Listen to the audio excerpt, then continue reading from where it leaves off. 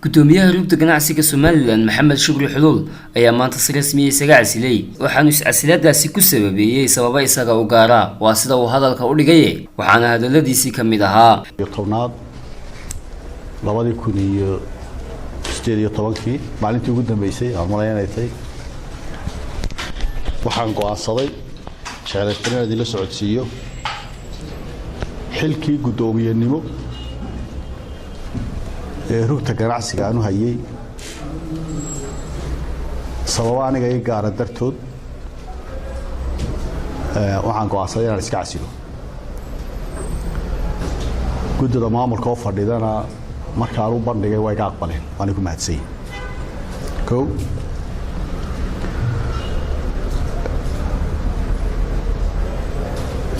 toosted sano dhow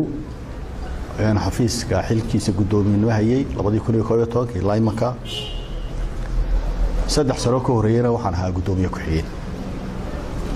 كويتوك أصلا أما توقع أصلا يحوق عسان شوي وهاي مغطي إن أنتي مسكح لي أن توجين كريي حفيز كنا نفايدين كريا نفايدين بحياة كجابين كريه ده كجابي سيدا ولد وحلا قال حلقي عيد خلق وهل كان سوق أرسيي قصي قاطع حلقي حفيز كولو رجلها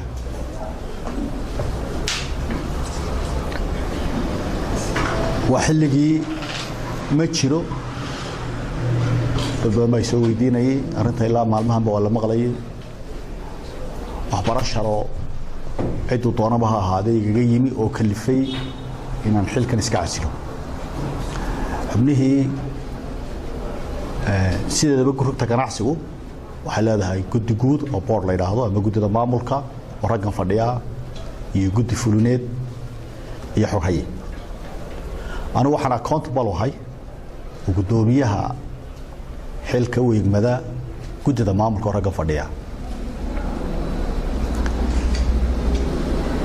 طبعاً صاروا كرامة احترام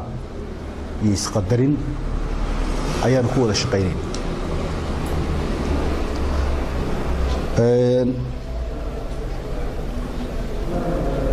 حرير كيقولون ما توا مالتو ونكسنا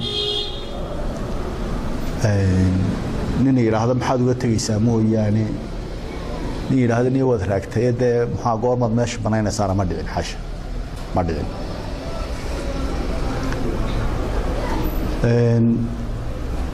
حكومته رugta ganacsigu waxa weeyaan horjoogaha hantiileeda gaar ahaan Soomaaliland wuxuu doonaba lahayd wahayad sharciya historia ku fadhida xeerar golayaasha qaranka saxiix saddex wahayadaha ugu daaweyn baan ka mid ah xukuumadda Soomaaliland iyo ganacsatada waa boriga u dhaxeeya wada shaqeynta xukuumadda aan leenahayna maanta maalin uu ka wanaagsan yahay ma jirto bal madaxweynaha nimanka jooga wuxuu leeyahay in waajibaad iyo xilal culus oo hore rugta ganacsiga aan looga codsan jirin inuu ka codsado inaanu ka soo shaqeyno ama uu amray in talada dhaqaale ee ganacsiga dalka rugta ganacsigu iyo ganacsatadu ay qayb muhiim ah ku yeeshaan inta badanna marka la qaadanayo go'aamo qoseeyo ganacsiga iyo dhaqaalaha dalka